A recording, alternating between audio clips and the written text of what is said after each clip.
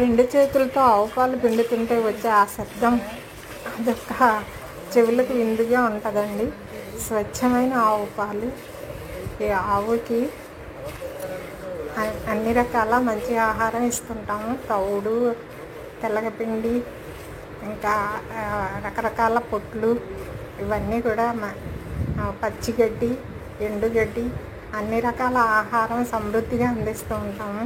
ఈ ఆవు ఇచ్చే పాలు కూడా ఎంతో హెల్తీగా ఉంటాయండి. స్వచ్ఛమైన ఆవు పాలు ఆరోగ్యానికి ఎంతో మేలు.